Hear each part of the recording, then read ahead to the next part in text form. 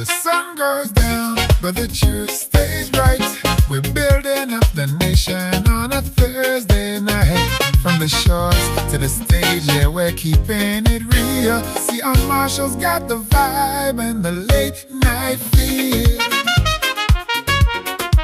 Ladies and gentlemen, it's another Thursday night, and thank you for joining us on Up Late with Sehon Marshall covering the issues, the development, and the heartbeat of the nation. Now, here's your host, Sehon Marshall.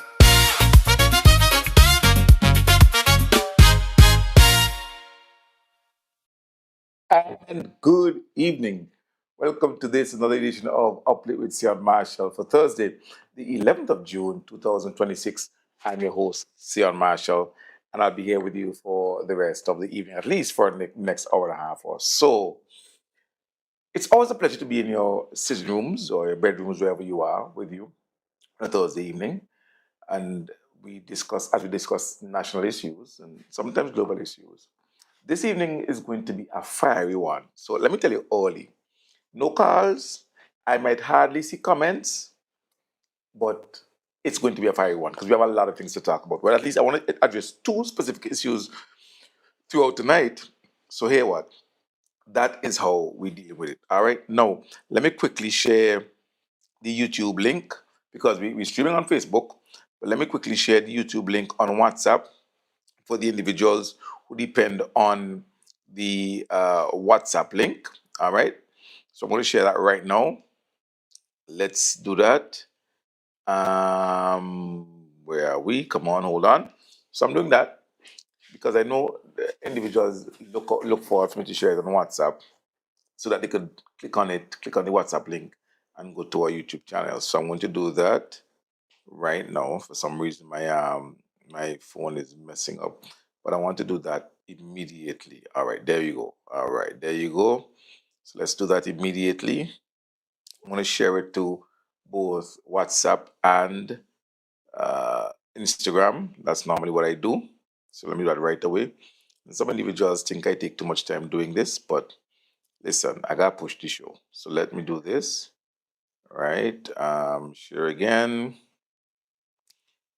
I'm sharing to WhatsApp and WhatsApp business because I have two WhatsApp accounts, as you know. Um, my Lord and I, it's taken a while. I don't know what's happening to my devices. But we have a lot to talk about. Now, as usual, I would start by thanking you for joining the program and thanking you for the support that you've given over the last couple of months. We continue significant growth in our viewership daily, weekly, monthly. The numbers continue to climb, and I thank you for that. For those of you who would share the program on your WhatsApp statuses, on your Facebook statuses, we appreciate that. And of course, I can't stop talking about the support I get from the commentary present. Please, people just love that commentary. It's short, it's to the point, and many individuals every day as I walk through town, and believe me, I walk through town every single day, and individuals will meet me all the time and would show me simply by saying present, please. And I really appreciate that. Believe me, I really, really appreciate that. I met a comrade today from the Windward side. I can't remember his name, but I'm not going to mention his name, even if I had remembered it. And he shook my hand and congratulated me for the work I'm doing. We all have the work to do because, as Vincentians, we have to protect our country. And as the manager said years ago, we have a country to build. And if we don't do it, who will? So we all have to build our country. If you're logging on, wherever you're logging on from, please let us know. And if I glimpse at the monitor and I see, I can hail you up. So I see Ormond, who's always there from Vermont, Toya, who's there as always. And I know where she's from, Jefferson Glasgow. Jeff, I know where Jeff is from as well. Let me thank you guys always for logging on and for supporting this worthwhile program. I tell you, it is a program that is driving the supporters of the new Democratic Party absolutely wild, absolutely crazy. And we will continue to do it because the truth is, when we look at what is happening with the NDP administration that is running our country now, and the mock they're making this early, you can say, Sian, it's a young government, it's a new government, give them some time. But how much time is time? How much time is time? And so that's my question for you. you know. But what I do here on this program is simply address issues that are affecting Vincentians. That's all.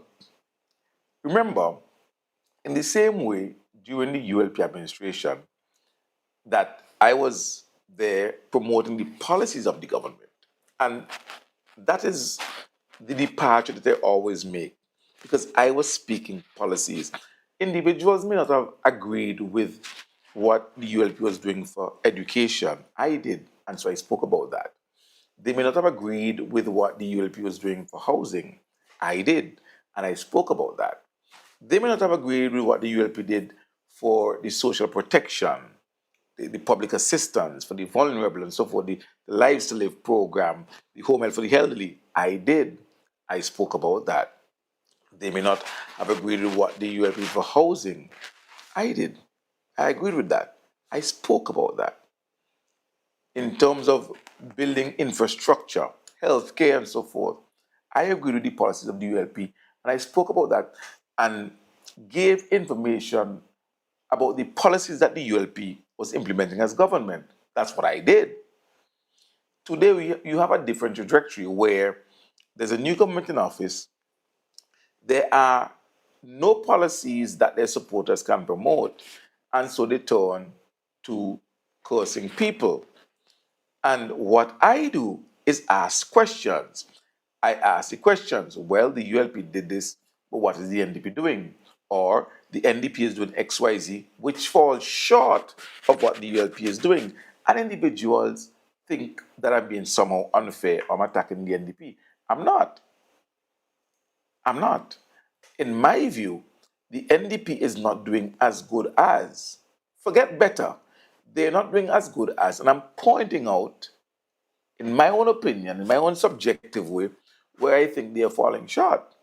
And if you think they're doing better, address that with me and tell me, Sehon, no, you're wrong. The NDP as a government is doing better, and here is why.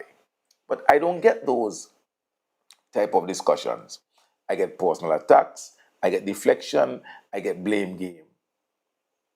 I'm not involved in that. I'm not going to engage in that.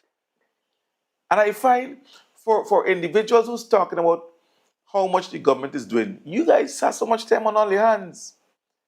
Those of you who expected work by now, who's still unemployed, and all you have to do, the only work you have is to come on social media and bully people. Excuse me? That's it. So on this program, I seek to raise issues. On President Please, I seek to raise issues. And I'm going to talk about some of those issues tonight.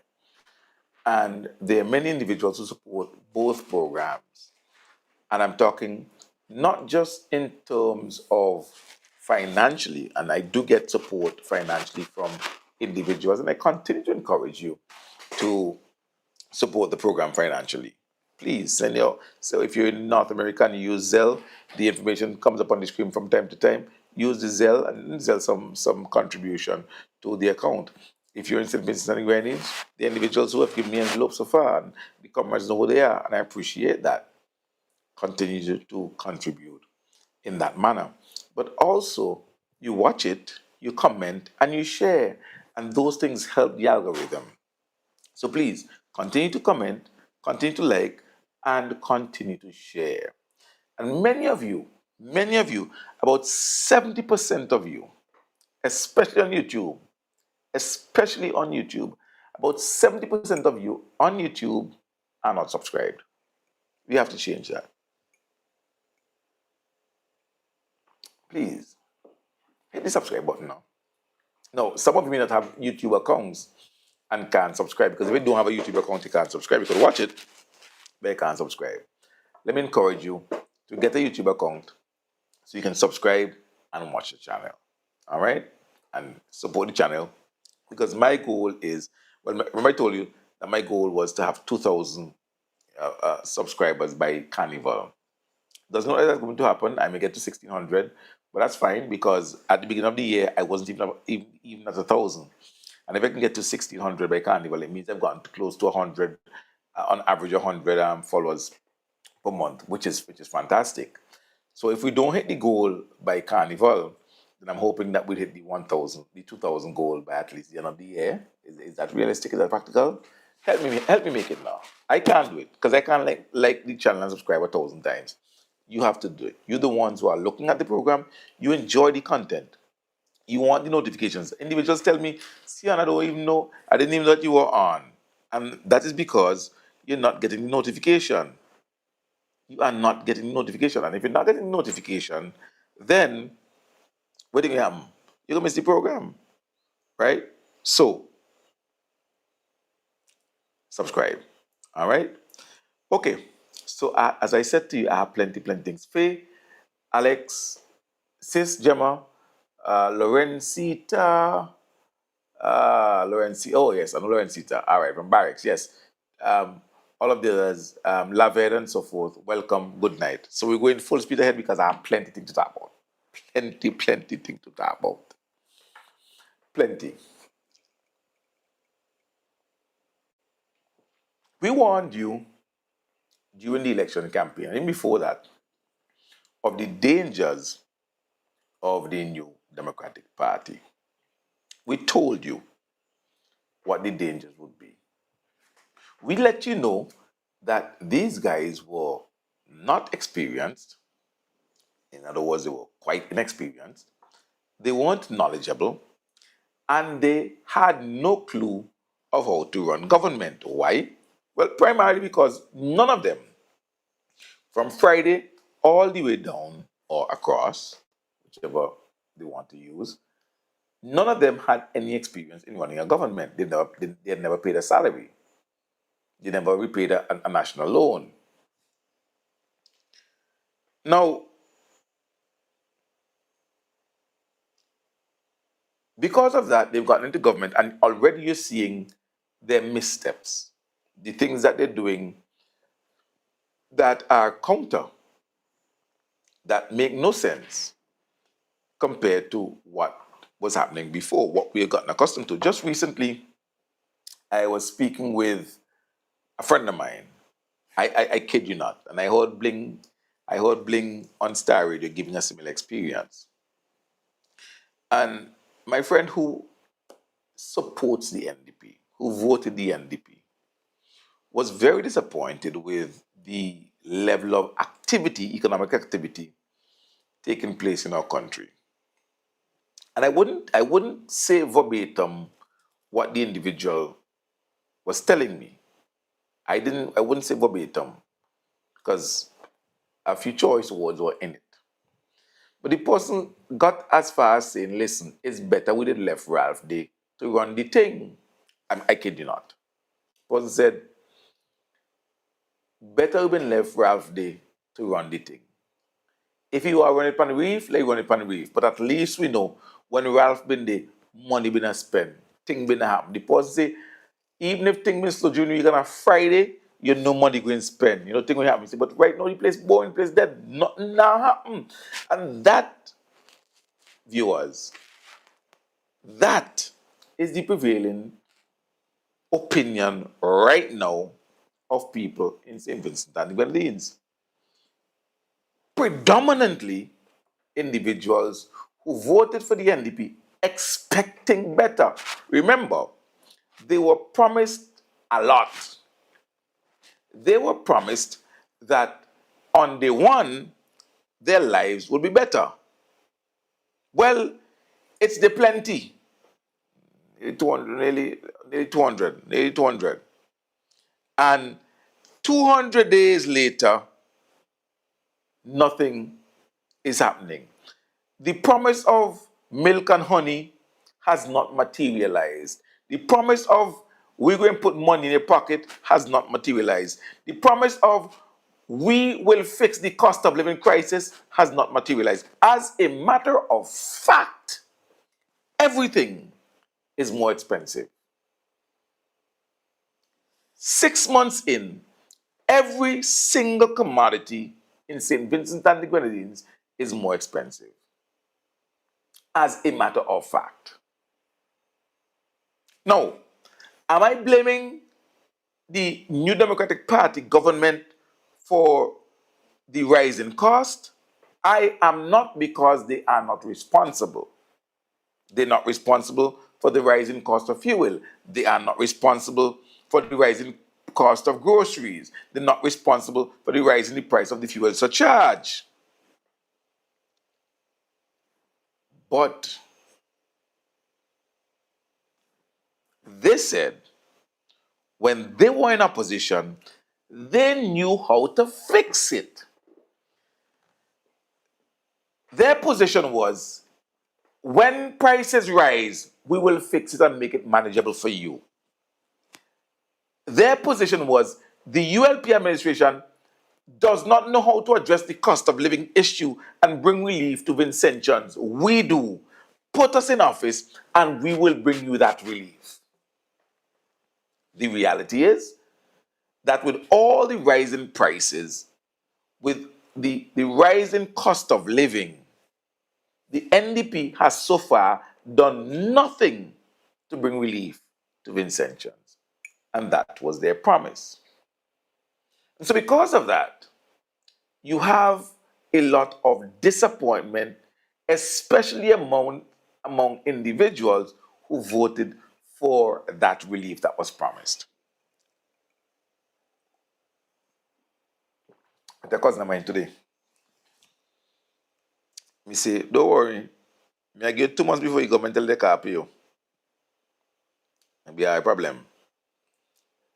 Because in smile, he said, well, just like how I didn't vote for the bonus but got it, I guess whatever negatives come, I have to take it. Your cousin right. Life is like Marby. You have to taste the bitter or the sweet. Let me say I also like Marby. You like Marby? I like Marby. I don't drink it much, but I like it. So in St. Vincent today, a number of things are happening, and Vincentians are wondering what is going on in our little country.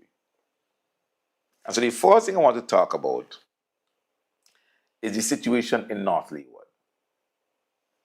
Now, last week I mentioned to you that after I did Present Please, a good friend of mine who's a credible source had called me and said, see, you were wrong on a number of issues. And I said on the program where I was corrected and told I was wrong. And so that night, last week, Thursday night, I was very cautious in the way I approached the issue of what was happening in North Leeward, in Walidabu. Because I was told it wasn't a private developer, it was Braxa who was doing the mining of sand there, and there was an ESIA. And the questions I asked was, well, where's the ESIA? Why is it published? And so forth. No, and I said there was no consultation, but the person said there was consultation. Lo and behold, there was another consultation during the week. So I guess the last consultation wasn't enough, because the point I made to the individual who called me was, listen, nobody who I spoke to in North Leeward knew of the consultation. So maybe it wasn't well publicized, it wasn't well attended, and so they felt the need for a new consultation. So we had a new consultation. I noticed that individuals were there because I was sent a link from Travis Harry's page, and I tuned him not for very long. So I noticed that there were more people there, or there were people there because I didn't see the last one. So naturally, it appears that more people were at this one than was the previous one, and there was high involvement. When I tuned in, I think Terry was asking a question and making a point about the rivers that were being disturbed because of hydro plants, because North Leeward has 2 hydro plants, one in Richmond / Fitzhughes, one in Cumberland, damaging 2 rivers. So that was the point where I tuned in, and then I didn't stay very long. I tuned out, right? So, although I was told there was consultation before, the decision might have been made that, okay, maybe that consultation wasn't enough, and so there was another one. and I'm told that there is an ESI. I've not seen it. It's not been published. I'd love for it to be published. I went looking for it. I didn't see it. And then there's a video of the CEO or manager, I'm not sure what the title is, of Braxa, Ken Bartholomew, explaining what's happening in Wallabo, in Richmond. Now, I know Kem. I have the utmost respect for Ken Bartholomew. Ken Bartholomew is my friend. Ken Bartholomew is my schoolmate. Ken Bartholomew, I consider him to be a man of integrity. So I'm not going to in any way on this program impute any wrongdoing on Ken Bartholomew. So he came and explained what was happening in Richmond, that they're just sifting the sand that was there, according to Kem, and that a developer in Kanawan wanted material. We had it. Braxa sold it for $3.8 million. Good capital injection for Braxa. Money that they didn't have, and they could do so much more. And I'm happy for Braxa to make money. I'm glad because Braxa has a lot of workload. They do so many different things. They fix schools, they deal with government buildings and so on. Lots of work. So I'm glad that Braxa got a cash injection. I have no problem with that. None. But because Kem gave an explanation, doesn't mean that I don't have questions. And my questions have nothing to do with the integrity of someone I absolutely respect and love. Absolutely quiet, unassuming young man. We went to school together. And as a matter of fact, for those of you who don't know, I believe Kem might not live with a woman to her. So I left Kem alone because Kem is my friend. Right? So this has nothing to do with Kem Bartholomew. Absolutely nothing to do with Kem Bartholomew. But there are questions I need to ask. And I want us to go back a bit for some background and to make a comparison. And you, the Vincentian public, will be the judge of the approach of the NDP administration, not Braxa, not Kem. The NDP administration, led by Godwin Friday, and those who support the administration. Only follow me, because I don't want nobody to miss nothing.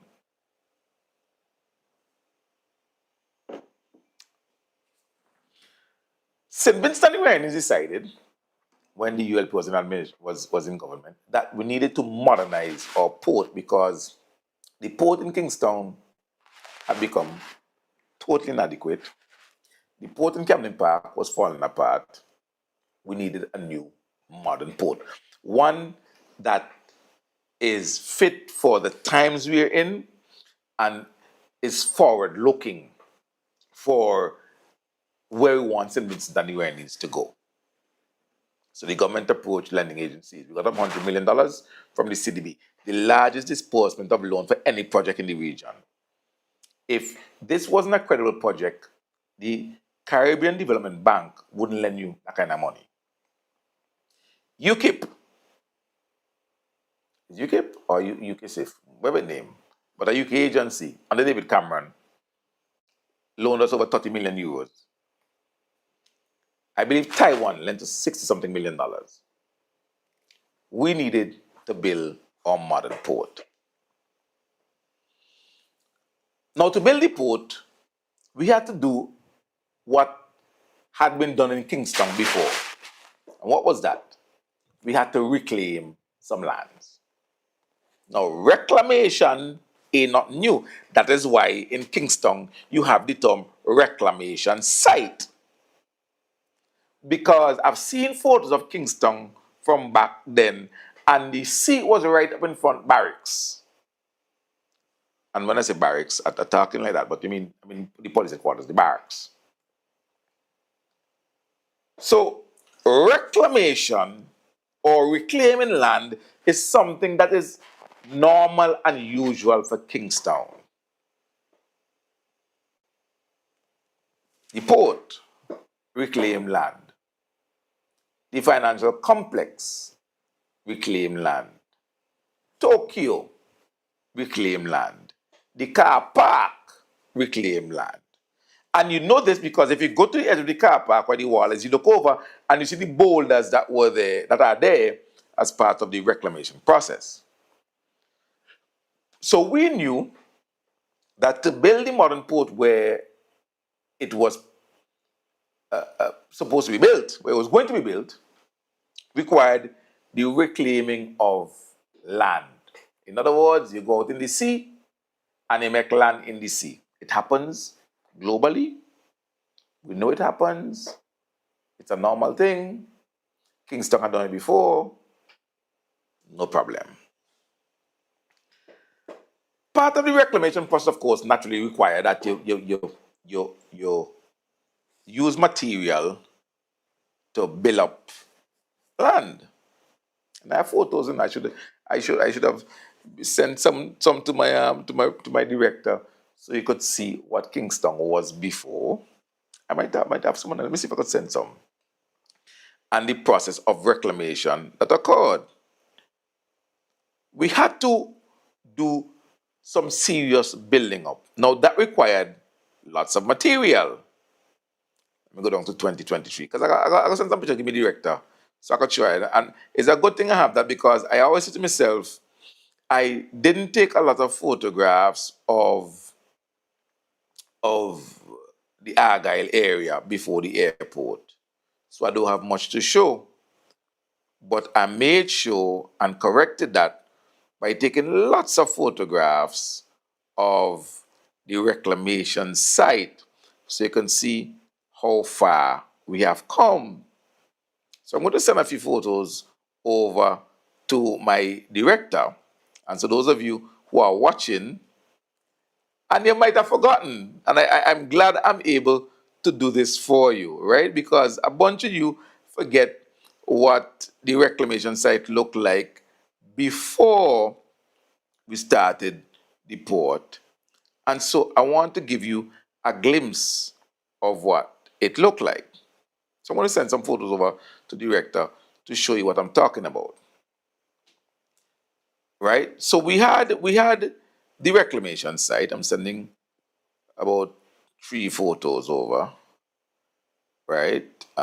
There's one there. Let me make sure I don't send more than I want to, right? Because I want you to see the dredging and so forth. But the point I'm making is that we needed to reclaim land to make this thing happen. Reclaim land to make sure this thing happen. And the initial idea was to get material from Guyana. The original idea was to get materials from Guyana. Let me send this over to my director right now. Director, you're going to get about 5 pictures there. You will look at them and you will just put up a few as we talk, right? The original thing was to get material from Guyana. So St. Vincent and Grenadines, the contractor was going to buy materials from Guyana to use to fill up the area that we were reclaiming so that we can build the port. And then, while they were looking at that, they realized, wait, hold on. Out at Argyle, just off the airport, out off stops, this one, so on. There's a lot of material there. There are millions of cubic meters of sand material at the seabed. We could use one. There's a boat you could use, a type of machine. It will go slowly over the seabed on the water and take up just skim the surface, and you can get a lot of material. The material they needed amounted to 1.17 million cubic meters of sand. That was the amount of material needed to fill up the area in Bottomtown where the port was going so we couldn't build on the port. Now, I know me director don't have the photos in, but give me a photo of the very beginning without any dredging, just the very, very beginning. If you look at them, you will see what we're talking about, the very beginning. And I want people to see what I'm talking about because it's interesting stuff. It's interesting stuff. Some of you, the nostalgia that would be awakened would be good for some of you to see, right? The nostalgia that would be awakened would be good for some of you. So you could remember what that particular area looked like before the port. Because all they see is the port. And as you drive in Tokyo, you see in the road and whatever, you forget what down they used to look like. So I want me director put up the first picture to show you what we're talking about.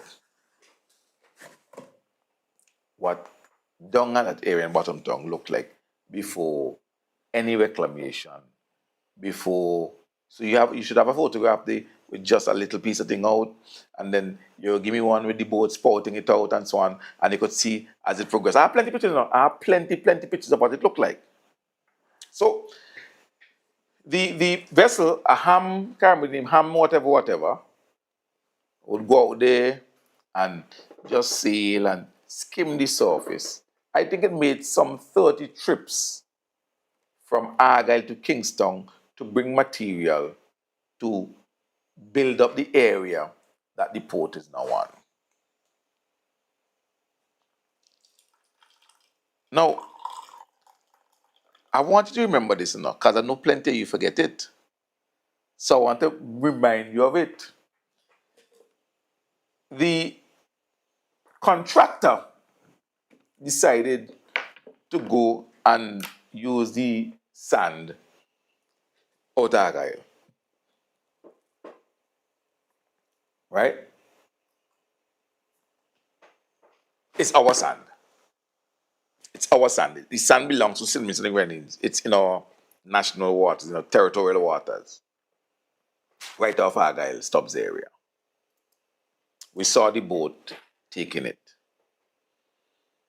That sand was going to be taken from the bottom of, just from the seabed, top of the seabed, and brought to Kingston to fill up an area that we, St. Vincent and Grenadines, was building a port.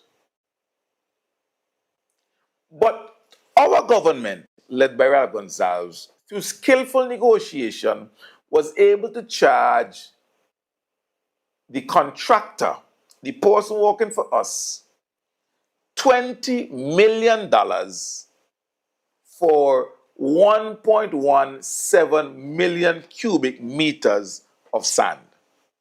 To me, that's genius. You could disagree, but to me, that is genius. You're using our sand for our project. All you're doing is moving it from one place to the other, but you're paying us to use our sand on our project. $20 million. To me, that's genius negotiation. Absolutely genius negotiation. I'm still waiting on my director. You let me know exactly when any photo is ready, right? Yeah, work on that still. All right.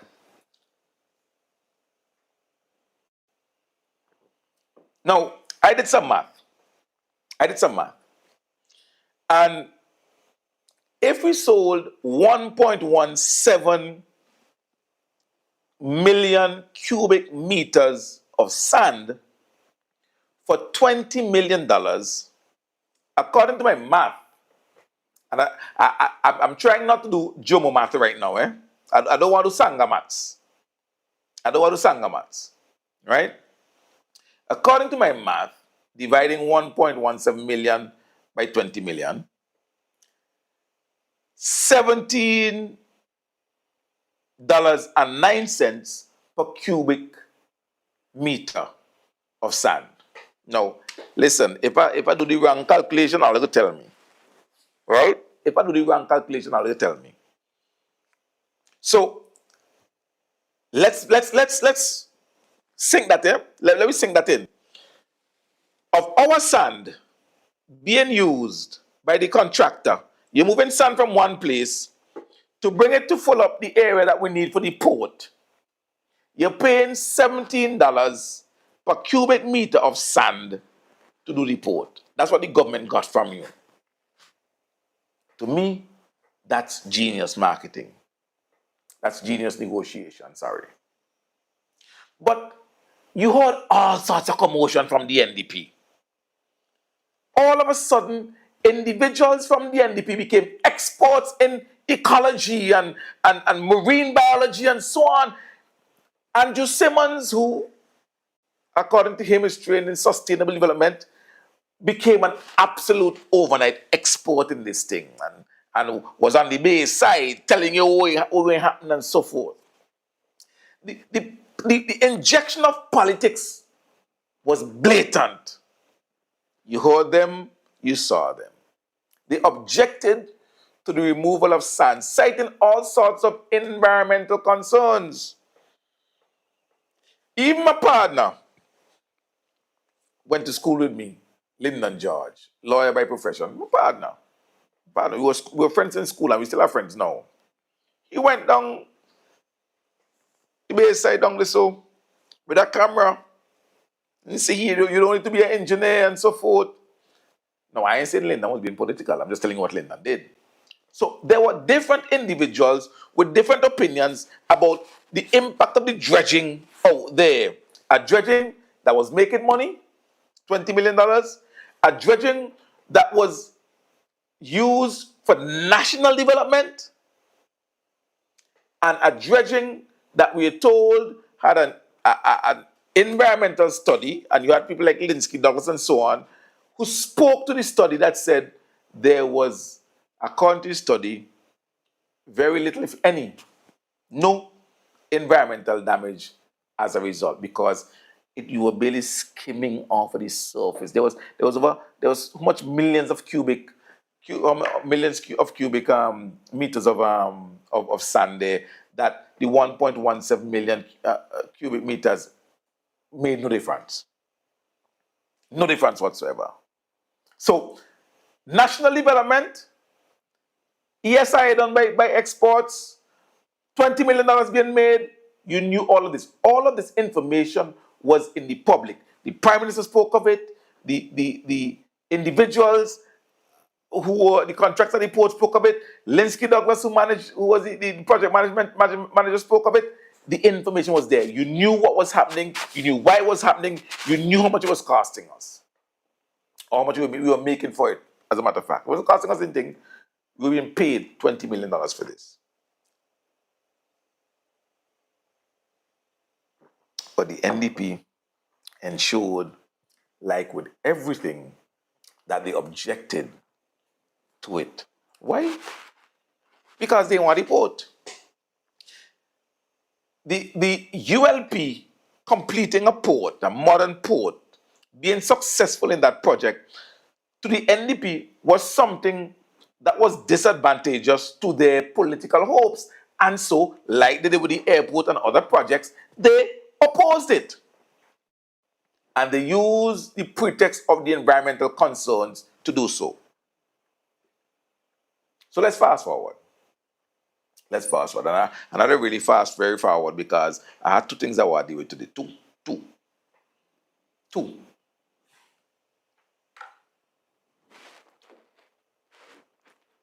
We go to Richmond now. And I said Richmond broadly, but out what level? Did you ever over there so? Lots of silt came down during the volcano. And according to Braxa, what they harvest in our mining is the silt from the river that came down. So the ingredient you see is just the excess material that came down. Now, they say, well, Kem didn't say this, but the individual who spoke to me said that there is an environmental and social impact study. I've not seen it. I went looking for it. I've not seen it. And in the video done by the managing director, the CEO of Braxa, Ken Bartholomew, he said, listen, all we're doing is harvesting the sand and sifting it. Now, I remember a friend of mine was asking me that, if we couldn't use materials from Richmond for the port, why we had to go Argyle. And I think there was an explanation given then that it's two different kinds of material, right? But here, Brax is sifting materials. They're not doing anything other than just harvesting what is there and sifting it. And according to the CEO, they're selling it to a developer. So I'm saying, where are the voices? Individuals in Northleigh would have raised concern, but there's no Andrew Simmons. None. I don't know if he's overseas on a project. I don't know if it's car walking. I don't know if it's camera break. I don't know. But I've not heard or seen Andrew Simmons. Even if it's to go and say, listen, don't worry about it. I come down here, I'm the man who knows sustainable development. I'm the man who knows these things. I come down here, I see it, it's good. Don't worry about it. No Andrew. No Andrew. Lyndon may be tied up in court, I don't know. So he ain't reached there. And all of the others who were on social media talking, I ain't hearing them yet. They're probably busy applauding 14-1 still. But there's no talk. And in this case, the material is being sold for private development. So this ain't national development anymore. This ain't something that is used to develop the country in terms of a national project. This is a private developer requiring, according to the CEO of Canawan, it's a private developer buying this stuff. And while we have gotten a figure, $3.8 million, we do not know the quantity. How much?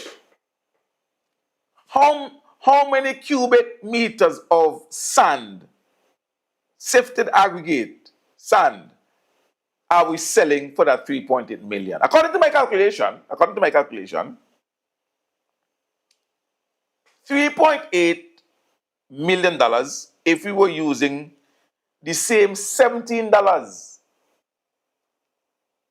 that the individuals who build the port were paying. Remember I told you that those who were building the port had to pay the government $17 per cubic meter of sand from off the shore Argyle Stubbs area. $17. If you use that figure, $17, and now this is private sector, this ain't government sector anymore. But if you use the same $17, if they paid you $3.8 million, using the same $17 per cubic centimeter, it means that we're selling them around 223,530 cubic meters of sand. I would love to know. I would love to know if what we're selling them is around the same $17 per cubic meter.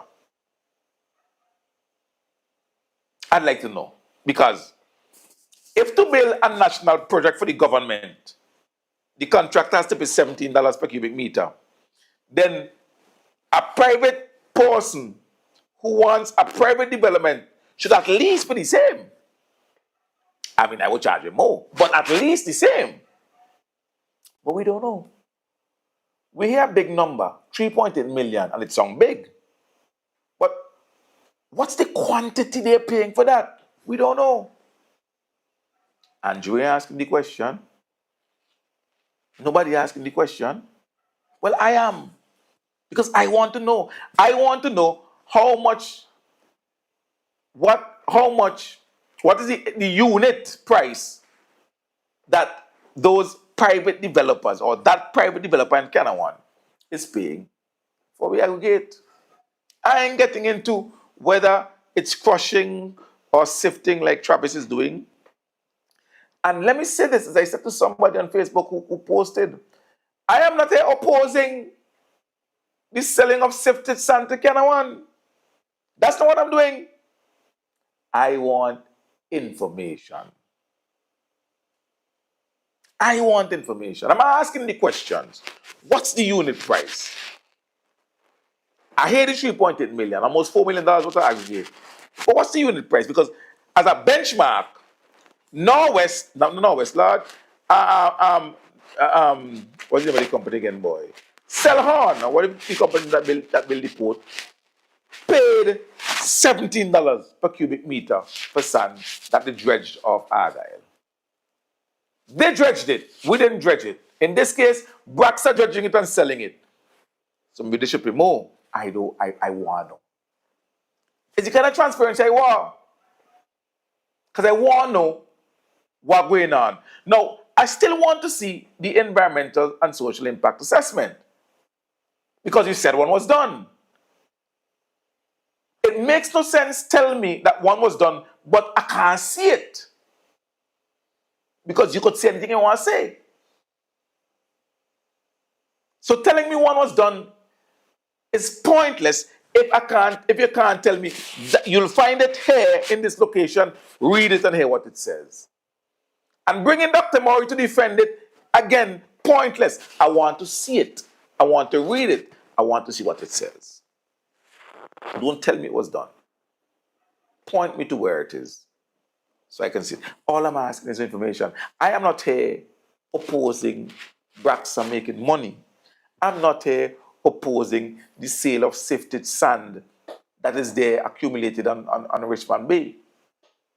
I am saying be open about it. Be transparent about it. In the same way you made noise when we were dredging sand off Argyle Stubbs area and information was put out in the public, I am saying do the same thing. Put information out there. Let us know what is happening. You can't come and tell me you're opposing it when it's national development. Are you so anti-national development that you oppose airport? You oppose seaport? You didn't vote for the money for the hospital in Parliament. You didn't vote for the money for the House of Justice in Parliament. You didn't vote for the money that we sale of land in Kenawan to get money to finance the airport. No project at all. You vote for. And these are the same people who would come back and tell you about borrowings and borrowings. The people who are voting for raised funds are the people who say, oh, the debt high because we keep borrowing. Where we get the money from? Print it. You're part of a currency. You can just print money if you want to. You can't just print money. But no, you're in government and things are happening. And there is an absence of transparency. There's an absence of information, and then people kick up and they rush and put together a consultation. But they put together the consultation 2 weeks after dredging start and Chinese ship. They don't reach man. So concerned Vincentians go, see a Chinese barge dock up in Richmond, see the Chinese barge dock up in Kenawan, make some videos, and all of a sudden, we had a more open or a more publicized consultation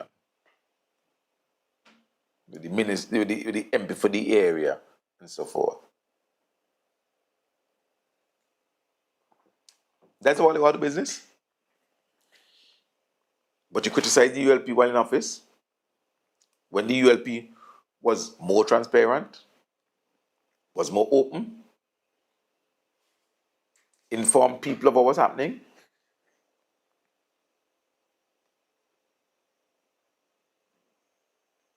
So, those are the questions I have to ask.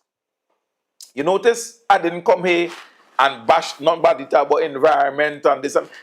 I have a master's degree, a master's of law degree in climate change law and policy. Let me say it here tonight. Me, Sehon Marshall, I have a master's of law degree in climate change law and policy. I'm not sure how many Vincentians have one, but I do.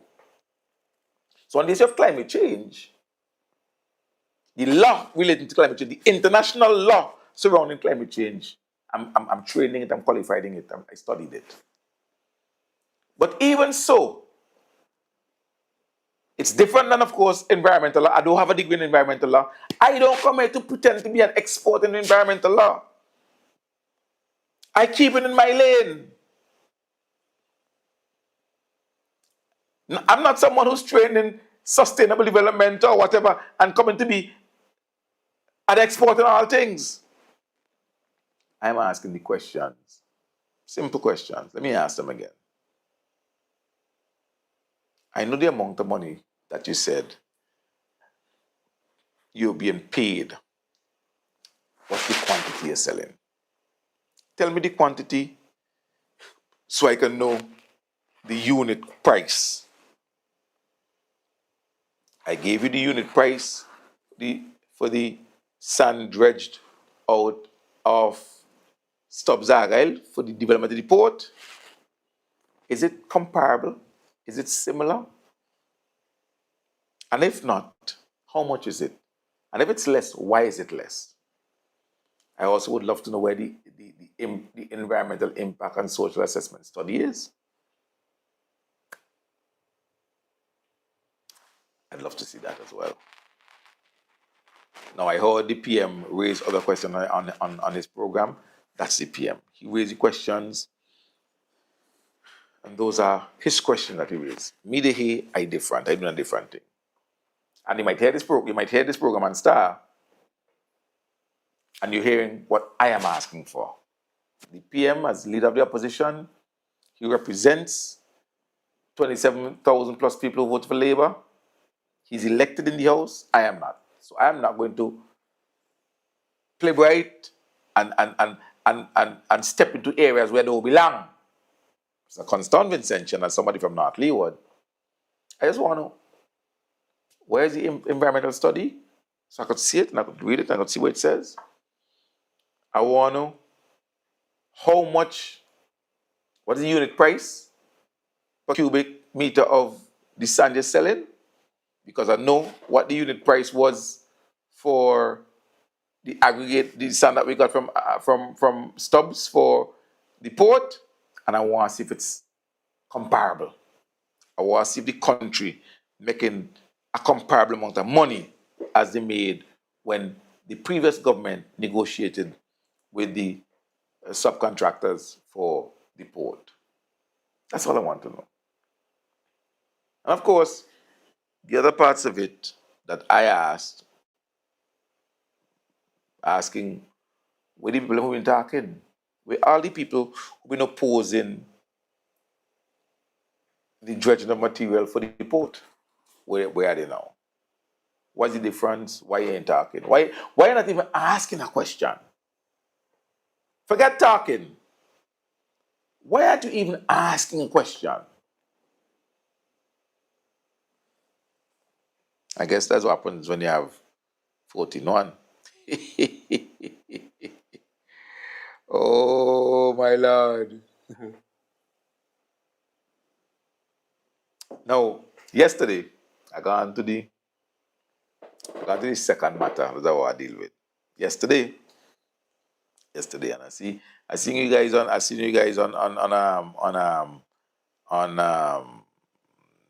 the thing there. So I know you're there, but I'm not talking plenty. Because I have plenty things to talk about. So I'm not paying much attention to the live, you know. But thank you so much for coming on. Now, yesterday, I suffered through a press conference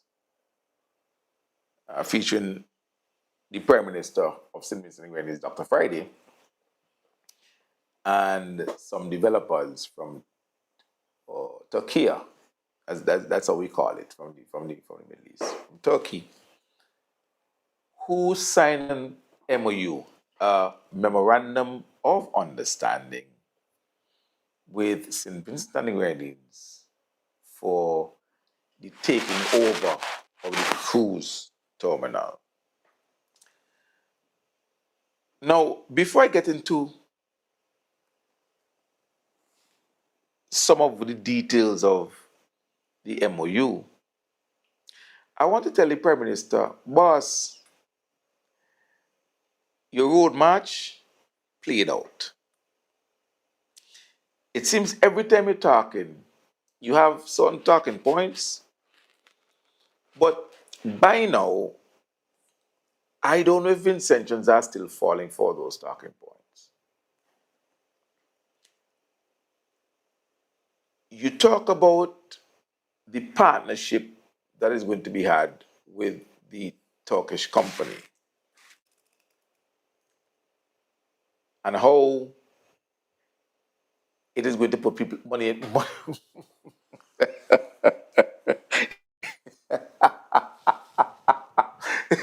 how it's going to put money in people's pockets. Boss, you've been saying that since in that position.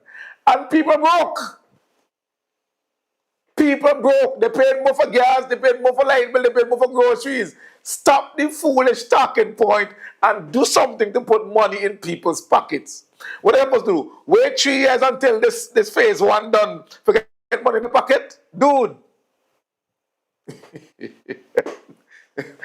Of course, one of the things I've recognized is that, and I said it before, Government Friday and the NDP is confident that Vincentians are stupid, or at least their supporters, the majority of them are, so that they can say anything and expect, without any type of analysis or critical thinking, people will just fall for it and repeat it.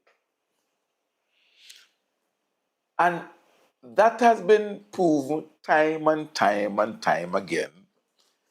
And because they are so convinced of this reality, they just say things off the top, and true to form, people run with it. If we were to go back to the referendum, for example, when the NDP pushed talking points like Ralph is going to put his head on $1 if the referendum is passed, if the country is changed, and they actually printing monies with Ralph's head on it. They said Ralph will be president for life. That if you had Ralph will bring communism, and if you had 2 rooms, Ralph could take one in your house. If you had 2 sheep, Ralph could take one. That he wanted to set up for Camilo to be prime minister. That if you voted and moved the Queen, you get a pension if you lived in the. They used all of those talking points back in 2010, and people repeated them, and people actually believed them and voted no against the Constitution because they believed those talking points. And over the years, it seems that they've issued or released some of the wildest talking points, and it didn't matter how wild they were, it didn't stop people from repeating them. People within the NDP bubble, who the New Democratic Party, its consultants who prepared the messaging, knew that it took very little to convince them. You say it, they're going to repeat it. So just say it. Just say it. One such thing is the talk about corruption. The NDP has never, ever, ever, in all of the discussions of corruption, brought any evidence or any proof of corruption. During the years in opposition, they talked about it, but there was never any proof. They would talk about those salaries and so on. By the way, don't worry now. I'll go hear some of the salaries they're paying some of the people that they're hiring. Don't worry. Y'all go hear some of the salaries they're paying people who they're hiring. Don't worry. Don't worry. Because the beauty about those things is that these are all contracts that are publicly registered. No leak. When I'm ready, I'll go to the registry, I'll ask for the copy of certain contracts, and I'll bring them on this program and read them out. I ain't ready yet. So they'll talk about corruption. They'll bring people's salaries and talk about those salaries as if it was indicative of corruption. And people just talk about it. In 25 years, the NDP has never been able to point to any instance of corruption and furnish proof. You know, let's look at it this way. If you're building a house and the contractor gave you an estimate, contractor tell you, this house $550,000, and you go to the bank get the money, you pay the contractor, you move in the house, but you ain't like some things, you ain't like how the countertop look, you ain't like somebody finishing, You like somebody molding and so on, you know. You like somebody fittings, the electricals and so on, the plumbing. You like them. They look cheap. You could go out there and criticize and back your contractor all you want. Oh, man, he ripped me off. He this, he that, and so on and so on and so on. Imagine I pay $550,000 for a house, and the man give me something and me like this, me like that. None of that make no sense. None of that make no sense. Or let me speak properly. None of that makes any sense. Until you call Franklin Brown and say, Frankie, come. I want you to give me a valuation of this house here. And say, Frankie, come, take a picture of them, you walk around, you do your measurements and so on and so on, you take your notes. That is okay, I go do the report for you. And however long afterwards, he call you, he say, well, boy, I have the report. And when they get the report says the value of the house is $350, $350,000. Estimate for 500,000 and 50,000. You give him 550, you get a house worth 350,000. And in fact, they point out all the reasons why. It is only at that point you'd be able to say, for example, that you were cheated by the contractor, and you can then actually go and put a claim in the court for $200,000, citing whatever you want to cite, but at least you have a valuation to show that what you paid the man is not what you got. Yap, yap, yap, yap, yap, yap, yap. Corruption, corruption, corruption. Man bad mind, man not good. None of that. You have to be able to provide proof when you're making the claim. The NDP makes all kind of proof. All kind of claims. All. Corruption, corruption, corruption. Proof? Never. I mean, Minister John came out and talked about how houses were paid for not built. And in 6 months, he built one. He had over one key. One to somebody in Calder. You know how many houses were built in Orange Hill in 6 months? 28. Well, in 6 months, weeks. I was going out there. My good friend was in charge of the project. I was going out there regular. No matter a few months, 28 houses, lower side. Another couple of months, another 20-something on the top side, and so on. Hundreds of homes were built out there within a year or so, just over a year. In 7 months of the NDP, one. And you all talk about corruption? The only, let me not say the only. One of the most significant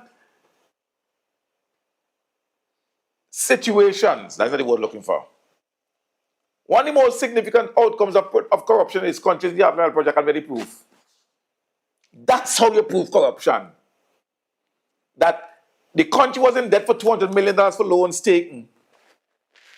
And when the evaluation was done, it was worth $14 million. But at the same time, coincidentally, New Democratic Party house get built, big building for millions of dollars. From what? From the salary of Alan Cruikshank and them? I don't know. The water corruption?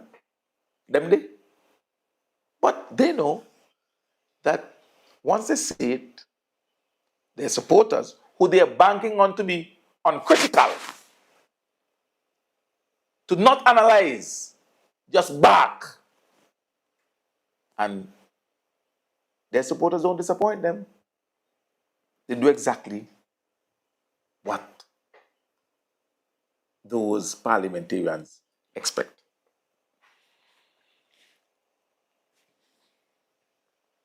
So that's what the NDP does. And so I heard Friday, it's like I take a detour, but I know exactly what's coming. I heard Friday talking about, the partnership mean less borrowing, less debt, and more money in people's pocket. Whose pocket? You mean the poors will get the $2 million because of the sale of Chatham Bay? Them the pocket? Them the pocket? Not poor people who can't pay the light bill, whose light bill getting cut off, whose light getting cut off. As a matter of fact, I was told that CWSA went up to disconnect the water of a particular NDP cabinet member. And somebody in the neighborhood said, "Oh, you can't do that. You know who that be?" And the person turned back because, of course, they realized the way the NDP going, if they touch that water, they fire. So they go about the business.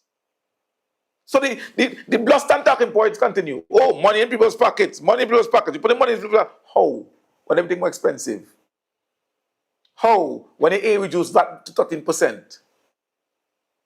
How? When the A reduced VAT on electricity. Eh? Anyway. So they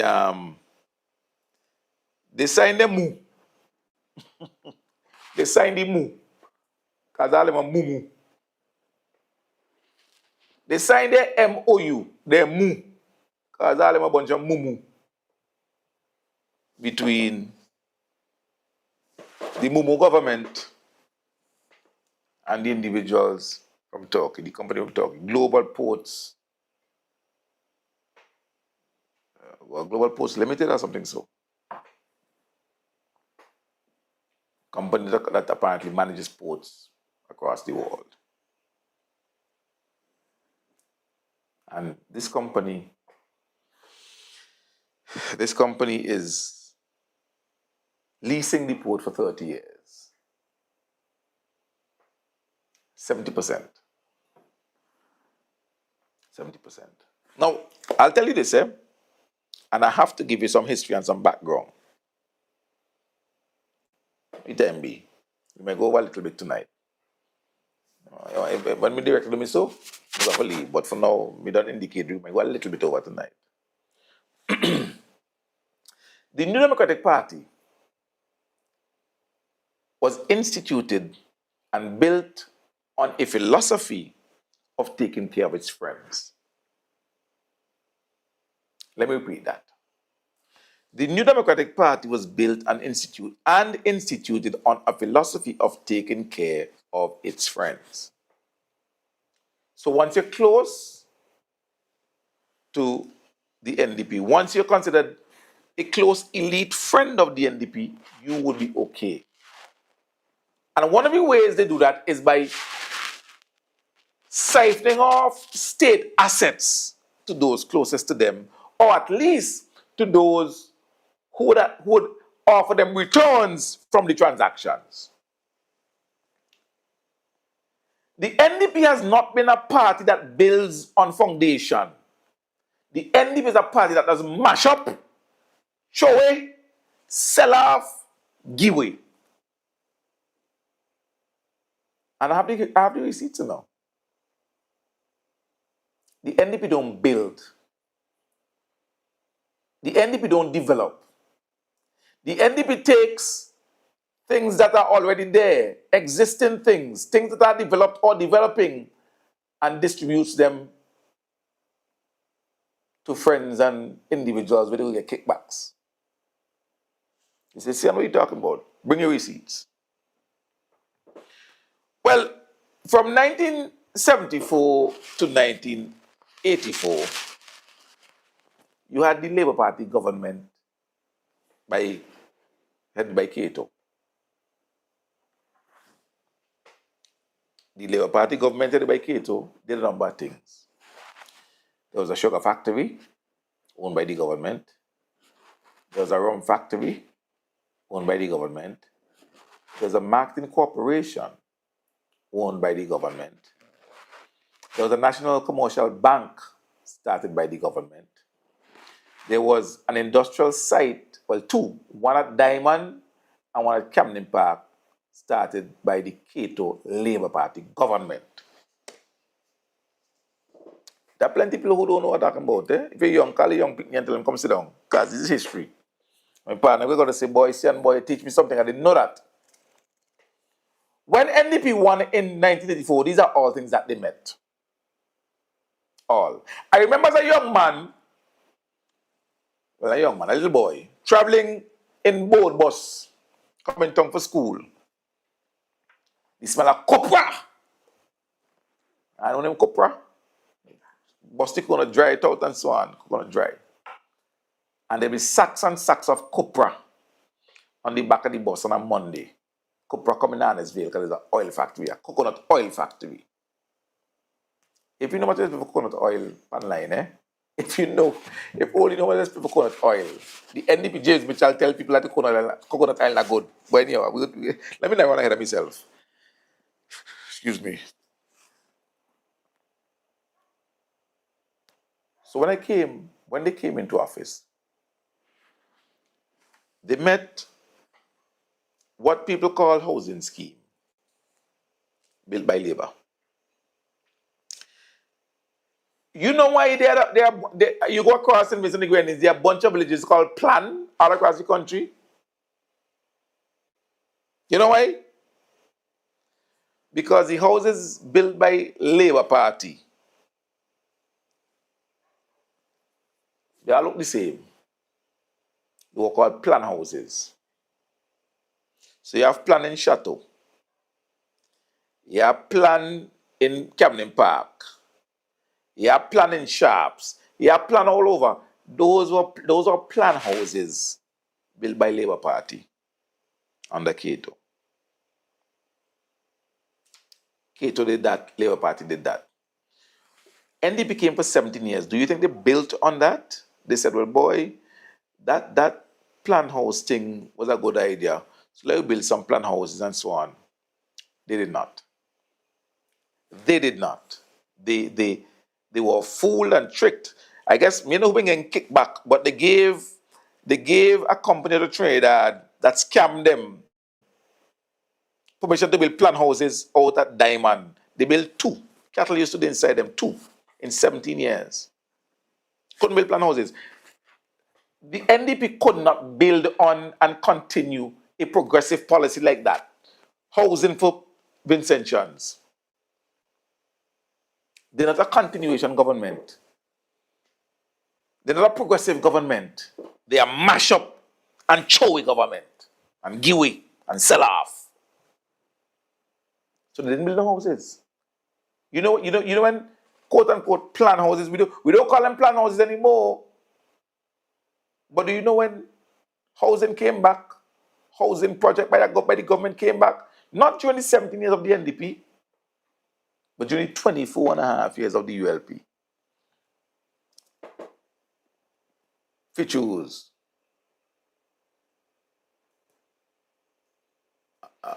Peter Soap, Clare Valley, Green Hill, Diamond, Manning. And you guys know where the houses are. Hundreds, if not thousands of homes built by the Labour Party administration that allowed ordinary Vincentians, young people, to afford houses. Imagine a 17-year gap between the building of houses for people. That's what you had with the NDP. Because they're not a government of continuation. That is why, it's no coincidence. That is why they're stumbling so much to continue the housing repair program started by Labour for families affected by volcano and burial, because they're not a government of continuation. They don't know how to do it. Because they don't have the best interests of people, ordinary people at heart. They hire people for big work before they build a house. They were putting themselves and the passport before they fix the house. They still have Chatham Bay before they fix the house. Now they're doing moo at the cruise ship terminal before they fix the house. Because they don't care about you. You think they care about you. You make them fool you and think they care about you. That's what you think. So you vote for change. All right. I will talk about it just now. Sorry, I put in a little thing for my throat.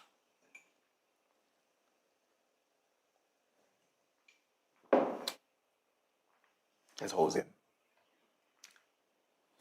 I told you when they came, they met a sugar factory that was being rehabilitated.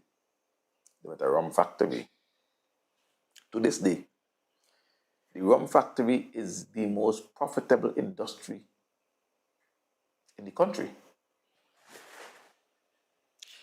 I remember the days when a bottle of Sunset used to be 20 something dollars. I don't buy Sunset by the bottle, but I know it's in 20 something dollars no more. I remember they had a rum called Captain Bligh.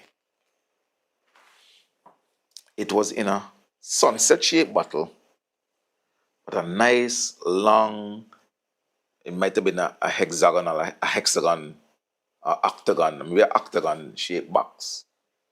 Cylindrical, but an octagon. Less than $30 for it. I remember that because I bought it a few times. They changed the bottle. And a bottle of, wait, name again? Captain Bligh. No, it's a gold, this is a gold medal winning rum and so on and so on. Beautiful bottle. I remember one time I was going to Germany by Richard, and Richard told me bring him a bottle of Sparrow. I said, Sparrow, because he had not known about the remarketing, rebranding of the Captain Bligh and so on yet. But Sparrow was popular. I said, Sparrow, I said, I'll bring something for you. And I carried him a bottle of Captain Bligh. And when he saw the box and the bottle and so on, he put it immediately up the top shelf with his top shelf liquor. Because this was something he could export to the world. That looked good. That looked good. That went from 20 something dollars to I think it's 70 something dollars now. It has more than doubled. And I ain't talking in 10 years. It's not been 10 years since they've done the rebranding. And the price of Captain Bligh has more than doubled. The rum factory that the government owned, it's no longer owned by the government. Our fantastic NDP government. Labour started it, our fantastic NDP government divested it. It's no longer in our hands. Some private individual making millions, hundreds of millions every year from something that we could have been earning the money from has been sanctioned because it was ours.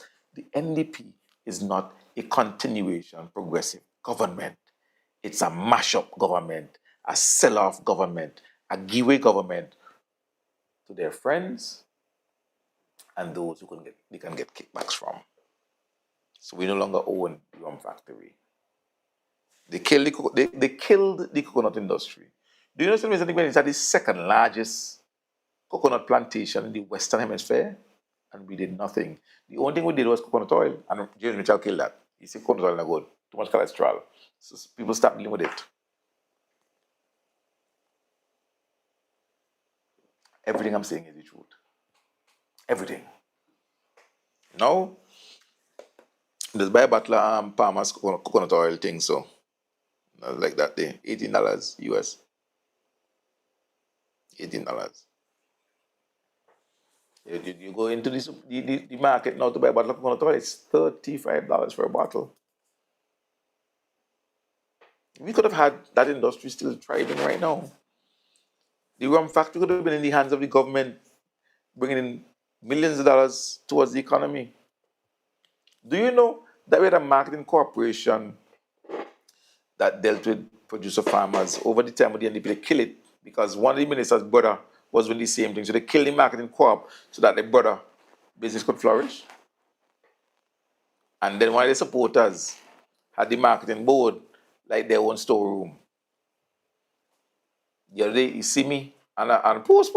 I tell them, hey, are you wickedness making us strive? No. And you bag your body, are you wicked and thief? But I ain't say nothing. I hold me peace. Because you know what? He gonna meet me again. And I go tell him after tell him. When two I meet. I am not to tell nobody on Facebook.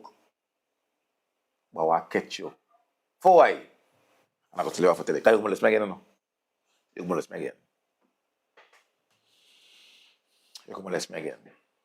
You sell chat and be ready. Let me get part nowadays. Man, I do nothing. And want plenty of money from government. Government say, listen, no, we ain't doing that. We will give a fair value. Take the government to court, appeal court, When you realize you were going to lose a Privy Council, you say, you know what, let me settle. So government got it back. They sell it again. Half price. Member of the cabinet get kicked back millions. That's NDP for you. But the money ain't coming in your pocket. The money going in their pocket. The money going in the ministers of cabinet pocket. Not yours. Not yours. So expect that. But if you come forward now, I gave some history. I could give much more, but I don't want to. I don't want to kill the history, and we're going out of time because we don't have much time left. Leacock told you that. He said we are going to have to look at selling off some of these enterprises, starting with the hospital. He told you that, and we reminded you of that, but you didn't want to hear that because vote for change, vote for change. Together we win, together we win. What a wappa, what a wappa. Okay. And now listen. Leacock said it, you see. We're going to have to look at selling out some of these things. Starting with the hospital. Hospital, the port, the airport, Vinlec, Water Authority. Remember IMF tell them so no? IMF tell them no, y'all don't need to be investing in these type of bankable projects. No. Now, so if they are to fire, if they are to follow what the IMF says, they go divest. They go divest. So the port, the Mumu government signed a MOU with the Turkish company. I don't have a problem with the Turkish company. Now the thing is, the details are not clear yet because they've not said. It's just a memorandum of understanding, an MOU. The actual lease, the deeds of the lease, have not been discussed yet. Let's hope they don't do like last NDP and lease out even we water, with territorial and the or economic zone. Because they did that for Kenya one. Mitchell did that for Kenya one. Or economic zone, yeah, the EEZ, even that they gave to the Kenya one developers in the lease. Even that they gave to the Kenya one developers in the lease. Oh, by the way, the Napoleon, the man with the Napoleon syndrome, who love talk but never accomplish nothing. Me ain't talking nothing about this yet. But anyhow, maybe he will eventually. Maybe he did eventually. He will eventually. So, 30 years lease. We know much more details. But it's when I hear Godwin Friday talk about our tourism or cruise ship lagging behind. A cruise industry that has been growing every single year on year, since way back in Sesmaki days. Every year we having more cruise passengers. And watch me, least you forget, cruise ship been stop coming here on the NDP because it place been stink and dirty. Lest you forget, under the James Mitchell Arnhem used as NDP, cruise ships had stopped coming to Kingston because it was stink and dirty. And we had to move from that, the Labour Party, clean up Kingston, make Kingston more attractive to the point where cruise arrivals were growing year on year on year. Every year you had more cruise arrivals, and you have Mr. Talking Point talking about we were lagging behind. It's amazing. They were there for 17 years. They didn't give us an airport. Labour came and built one, and they would talk about lagging behind and who behind what. You didn't give us one. And because of the airport that Labour built, we have increased visitor arrivals, increased tour visitors, airlift increase. You have the mouth to talk, you have the gall to talk about lagging behind. And all they're going to do is give way. sell off, give a friend and them. So all they could pocket money, all they could take kickbacks. Because that is the modus operandi of the NDP.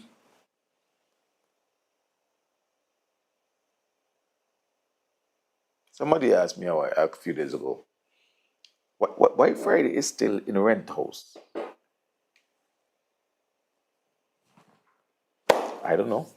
I remember after the election, they took the cheerleaders them up there and thing and they do videos. When last they go up to see what kind of work doing up there. Backside at $3.8 million now, pick up the house now. At the Prime Minister, so Friday could move in so that how much ever money he paying per month for the rent house, the taxpayer could save that. I mean, you don't spend plenty money, you don't spend hundreds of thousands of dollars on vehicles, spend $100,000 on rent. The money going to people's pockets because everybody else, light bill high, gas high, groceries high.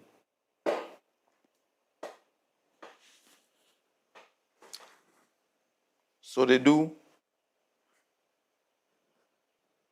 the MOU. They build the cruise ship boat. It's been there. Cruise ships are coming in.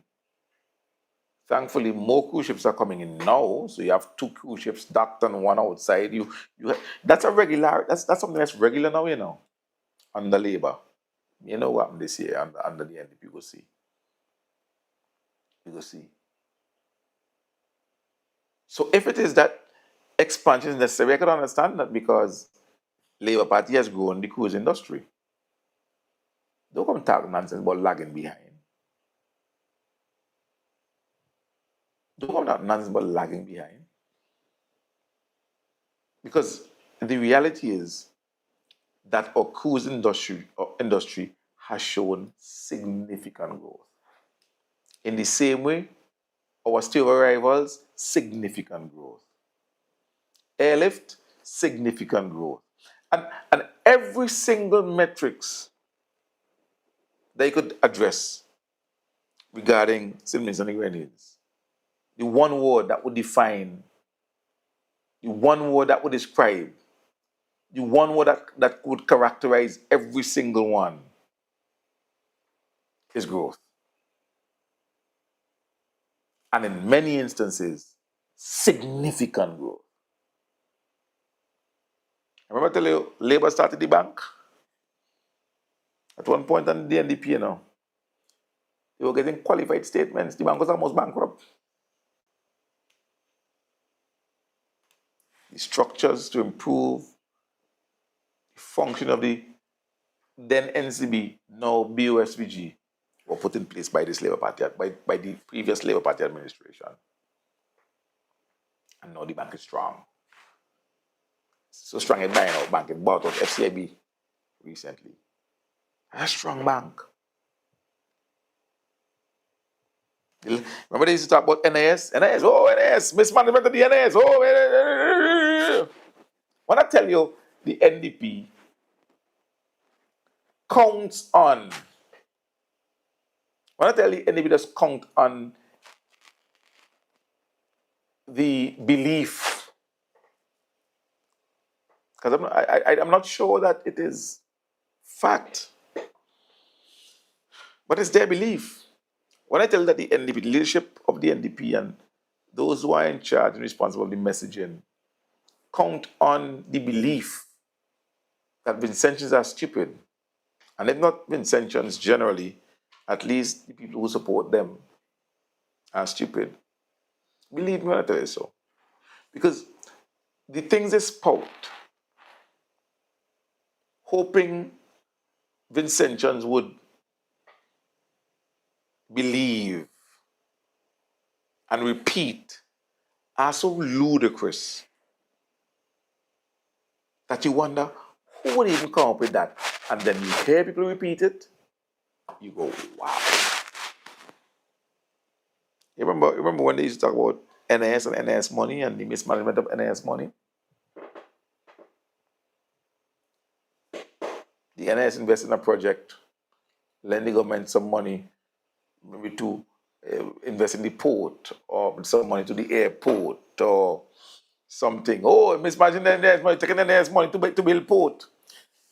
And I laugh because the people who are talking about the NS investing in a government construction project and so forth being mismanagement are people who go to a bank and borrow people money. They go to a credit union and they borrow people money to build their house at 14% or 10% or 8% interest. They borrow people money to buy a car. They borrow people money to send their children to university. They borrow other people's money at the bank to go on vacation. They borrow other people's money at the bank.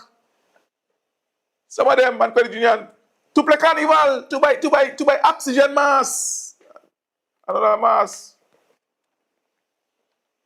They borrow people money to finance their projects. And Tom, everyone can tell you that the NIS invested in projects is a mismanagement. And so you understand what I tell you. You understand what I mean when I tell you the only reason the NDP would put out these talking points, it is because they think Vincentians generally, or at least their supporters specifically, are stupid. Sometimes I am disappointed with the level of success the NDP receives. Because when you see the level of success that they achieve, then you have to agree that, hey, like the NDP, right? People dotish.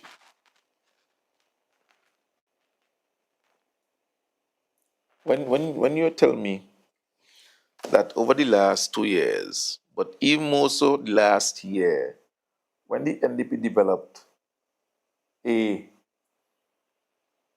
talking point, a campaign strategy, talking corruption, public sector corruption, corruption in government, corruption, even in the face of reports that suggest over the last 2 years, significant gains in terms of public perception, or the perception of public sector corruption is the third best in the region and the 31st best in the world out of 182 countries, they would still repeat the corruption claims, then you have a say boy like NDP, right? Like they onto something to do teaching truth. You talk corruption, you preach corruption. There is no evidence of corruption. There is no evidence of corruption. And some of the things that they point to, not corruption, not even unethical, but because of the players involved, oh, they go make a noise. But the talk of public sector corruption and corruption in government that the NDP was able to successfully bandy about and cause people to question their government and the public sector, even though the experts who track it, the business people who follow it, those who use the same consistent matrix across the globe tell you that in terms of the perception of corruption in the public sector, SVG is doing really well. Facts don't matter. Reports don't matter. I'm just going to tell you that people are corrupt. I want to tell you that Labour government is corrupt. I want to tell you that the public sector is corrupt. And because of their deeply held belief that people lack the capacity to analyze, to think, because they believe that people dotish, they will get away with it. And that is where things are. So now they're selling out the port. Well, 30-year lease. 30-year lease. You have Canada 199 years, you have Mustang 99 years, you have the port 30 years. Hopefully, I'm waiting on the details of the specific details of the lease so I could know what they get in.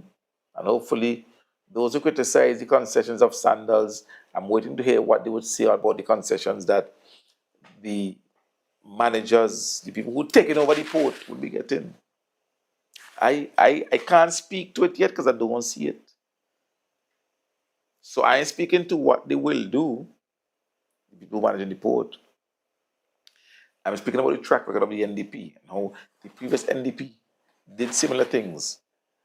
You had a vibrant industrial estate, Duncannon Park. By the time they were out of office, most of the industry is closed. Wilson Rackets, Children Wear, and so on, closed. You had things like Diamond Dairy, where we made milk and orange juice and so on out at Diamond, closed. They didn't continue anything. They didn't build anything. The NDP did not ensure that there was anything sustainable left when they were booted out of office. It is the Labour Party government, the Union Party, that had to build up structures to ensure sustainability. And already, the NDP has started to tear them down.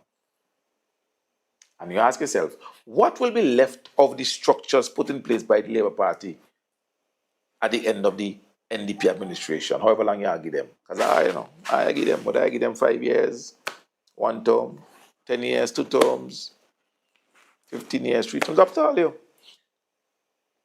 But I can tell you, the longer you leave them there, the longer they stay in office, the more damage they're going to do to all of the work, all of the infrastructure, all of the foundational elements that were put in place by the ULP to ensure that St. Vincent and Grenadines take off.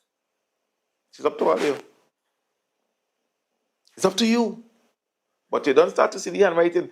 People have been inboxing me and asking me, so see, you're not going on, we don't start to sell out. Oh, we want you. Leacock said they would. We told you the government would. And what you thought what? Oh, but then they're just talking. Really?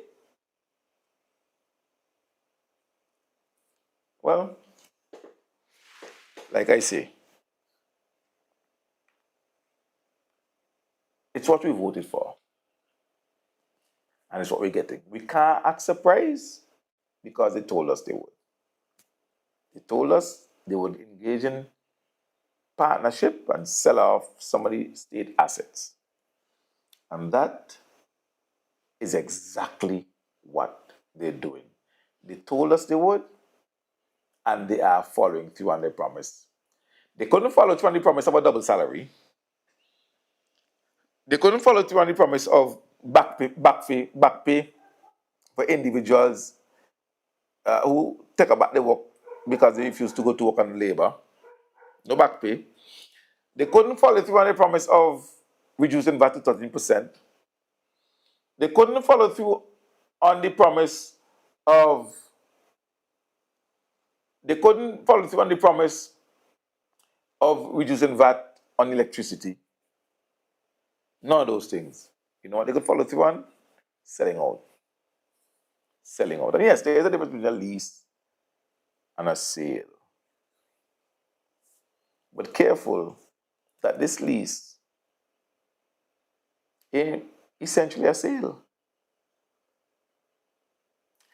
And I could tell you this because I was having a discussion with a comrade of mine earlier today. Here they talk about the investment, $200 something million investment, and phase one is 70 something million dollars. I want to bet you. I want to bet you. Bet me tonight, the 11th of June, 2026. Double checking the date. I want to bet you tonight that that company is not going to invest a dime of their money into anything here. That company is not going to invest a dime of their money into anything here. That company is going to use St. Vincent and Grenadines and the assets we have to back loans. That company is going to use St. Vincent and Grenadines and the asset we have, what is it, the cruise terminal or what have you, take the lease, listen, they're going to take the lease of the cruise terminal, carry it to an institution, get loan. And when they're ready to dock out, we are left with a loan that the cruise terminal is the security for. And when that happens, I have two words for all of you. Utley Hall. And with that, I want to say good night. I want to thank you for sticking around for the last hour and a half or thereabout. I want to thank you for supporting the program. I want to thank you for sharing it. I want to thank you for liking it. I want to thank you for encouraging your friends to watch it. And also, as important, I want to thank you for all of the financial contributions that you've made to the program. Please continue to share, continue to like. Those 75% or there, about 70% that's watching without subscribing, subscribe. If you don't have a YouTube account, sign up for a YouTube account so you can subscribe to the channel. So we can grow the channel and make sure that the information is going out far and wide. And if you have not yet sent a contribution to Uplift with Sehon Marshall, or present, please, listen, you're watching the thing every week. You're watching the thing every day. And you can't send a contribution, like seriously? Come on, man. Contribute to the program. You love it. You're happy with what I'm doing. You want to support what I'm doing. Send a contribution. The Zelle number is on the screen. You use Zelle in North America. Listen, that number is also active number. So if you want to call it or text it, and you want information, say, Sehon boy, I don't use Zelle. You have an account number? Just call me, text me, send me a WhatsApp on that number, and we go talk. And if you're in St. Vincent, just find me. All right? And with that, let me thank you so much for being a part of tonight's program. Let me wish you a fantastic Thursday, an amazing weekend, and I'll see you again next Thursday, God willing. Good night.